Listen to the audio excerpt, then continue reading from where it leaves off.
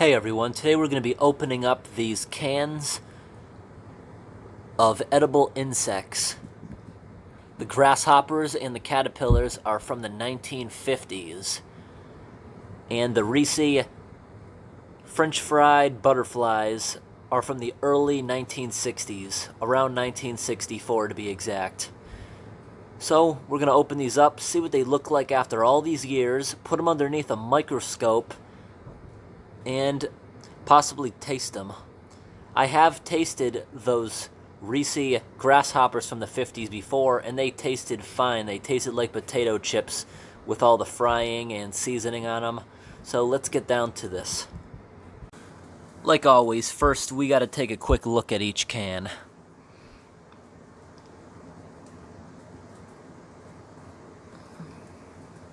Reese brand fried grasshoppers, salt added.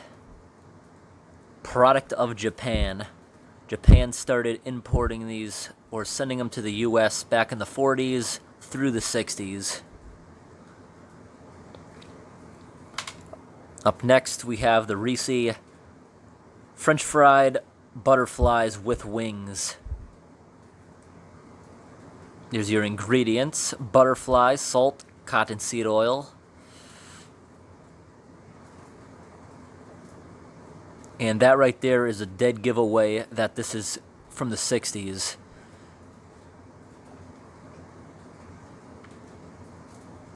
And this sold for 53 cents.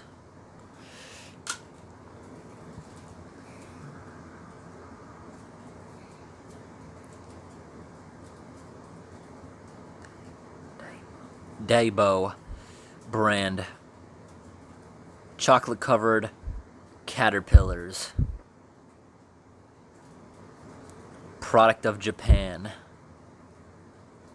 Ingredients: caterpillar, cottonseed oil, cocoa sugar.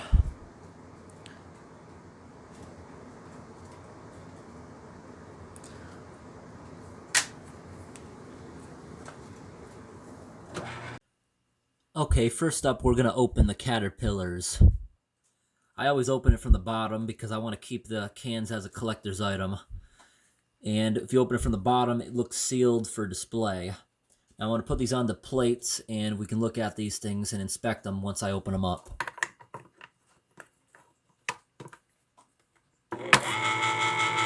Okay, there was a small hiss there. Let out some air.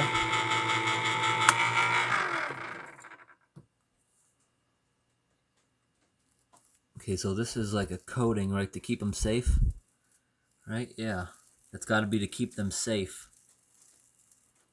I didn't even realize they were going to be individually packaged like that. That is pretty interesting. Now, what is this material? That looks like tinsel or something you put on a tree for Christmas time. So let's put them out here. We will take a look at them in a minute. So it looks like nothing ever got into this can. It's perfectly sealed. Chocolate's probably rancid, but we'll get to that. Next can we're going to open up are these. I did give these a taste test in the past when I opened up a separate can of these. Let's go. There was no pressure inside the can.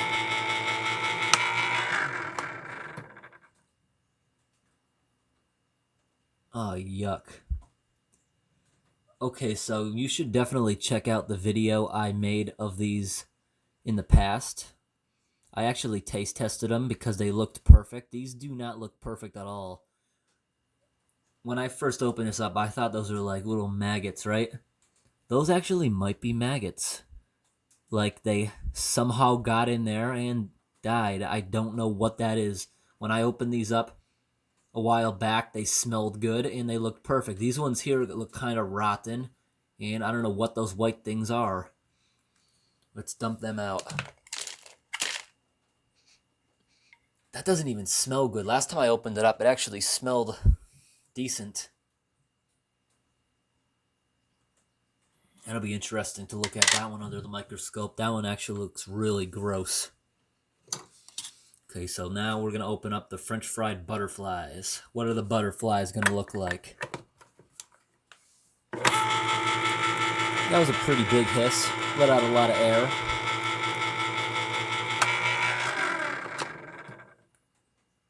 And these ones look like absolute crap too. Now you look closely, you can actually see some of their eyes. It looks all mushy and rotten. It smells like fish food.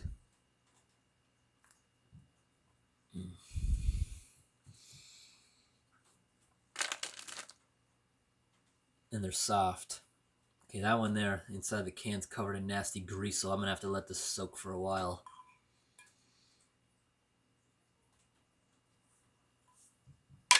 Okay, let's get a look at these chocolate-covered caterpillars. It's kind of soft. Let's give it a smell. Chocolate actually smells good. Milk chocolate.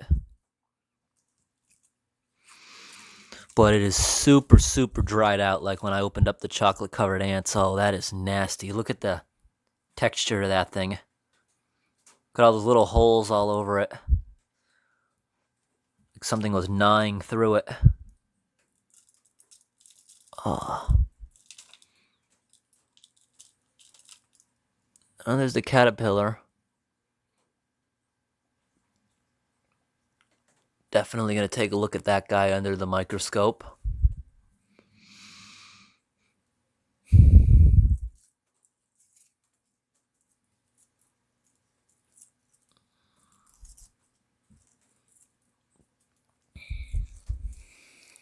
Okay, take a look at the surface of that. You see how those little holes all over that? I want to take a look at that under the microscope. Like up close, these little holes. I want to see exactly what's going on with that. So I want to keep that one intact. No need to open up the rest of these. Put them off to the side. I'll probably keep them in a sandwich bag or whatever in case in the future I ever find a better microscope or some experiment I could do with them. Next here we have butterflies, right?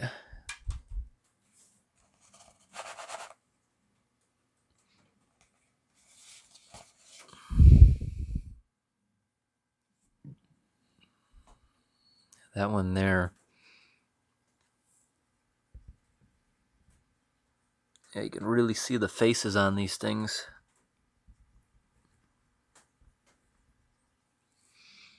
Not really much I can show you here. We got to look at them under the microscope after. Now this here is nasty. Last time I opened these up, it didn't have all that nasty white stuff all over it. Yeah, these turned out disgusting this time. Yuck.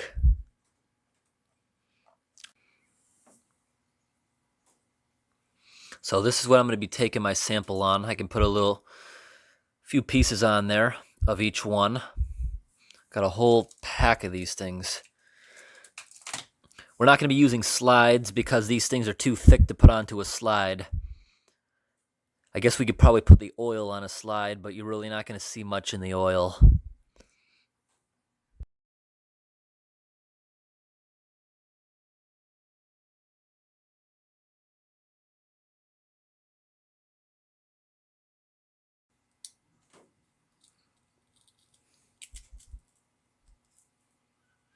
Okay, so I just smushed a bunch of these insects into these so we can look at them under a microscope. To get my fingerprints off, I'm going to wipe these down with a lens cleaner first.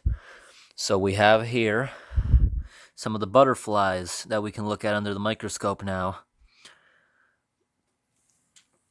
Here we have the grasshopper, and I got a whole bunch of that nasty stuff in there that actually came out of them. That's like their insides in their last meal, you could say. That's not maggots. Somehow they all fell apart over the years. These were not preserved as well as the can I actually ate from. Now back here, this is one of the caterpillars. So you see I smushed it in there so we could get a look at it. Now this here is a piece of chocolate. Remember how I said I wanted to look at that? By smushing it down, a bunch of those figures actually stayed intact, so we don't have to put the big chunk of chocolate under the microscope without any protection from the lens. Now we're looking at, under the microscope, part of the grasshopper. I'm just going to show you a little bit of this because we can't really do much with a typical microscope. And the reason is because a typical microscope shines a light through the thing. This stuff is too dense to get a good picture, and there's too many 3D obstacles to get anything good. So this is a situation we can't use the traditional microscope to look at it. So we're going to be using this. This is not a microscope. This is technically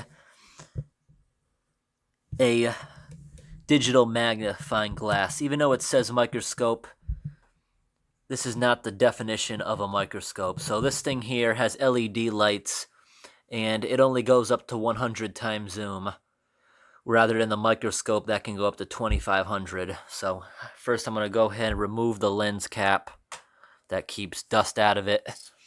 Now this will give us a really good picture. I'm just going to show you guys the screen because this thing only records at, I think, 360 pixels, which is garbage quality if I was to actually show you that. These are now rendered pretty much useless. We're not going to use these. We're just going to put the actual insect under this thing so we don't have any kind of glare. Because with the traditional microscope, it has light going up through the bottom, so there's no glare. Now on this thing, it has glare coming off of this, so it ruins it. And here we go. We're actually going to put a whole piece of chocolate underneath the thing. Chocolate's not supposed to have those little holes. Little craters everywhere, brown spots.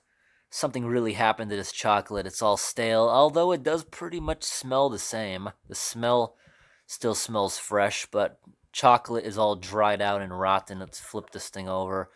Same situation on the bottom. There's a whole bunch of little holes all over it. Now we're going to smash this thing open and get the caterpillar out of it. We'll take a look at that. And here we go. We got the caterpillar on there now.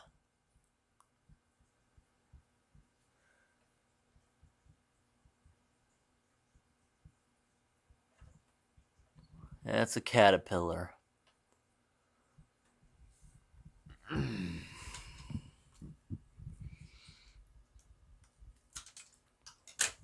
I don't know where that went. Let's just take a look at the inside.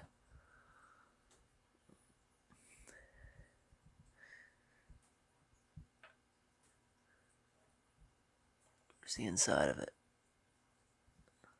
Wow, this thing is so in depth, you can even see my fingerprint on that. Okay, there's the inside of it. Look at that. That must have been the thing's last meal, all those little things in there.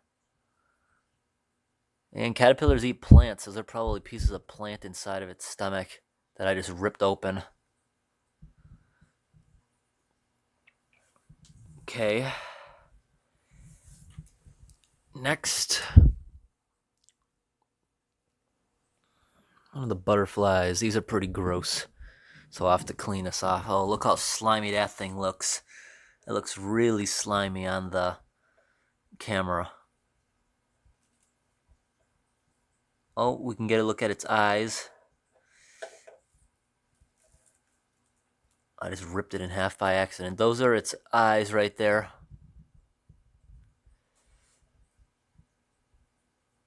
That's its eye in the bottom left. This thing is so soft, you see I just ripped it open with the tweezers. It's like completely hollow. There's nothing in it because they baked it.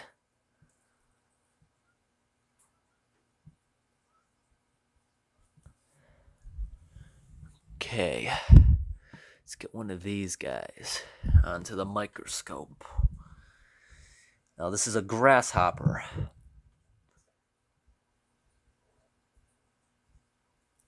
You clearly see its wing. All those things there, I actually thought those were maggots at the beginning of the video. They're not. That's like its insides. It's like somehow they all got shooken up. Yeah, that's its guts and stuff. That's its face, that's its eye. You can't really make it out. I'm now crushing it. Yeah, I just ripped it open. You can see more of that stuff coming out of it. Yeah, this is some weird stuff. Let's rise this up a little bit. Get a different picture now.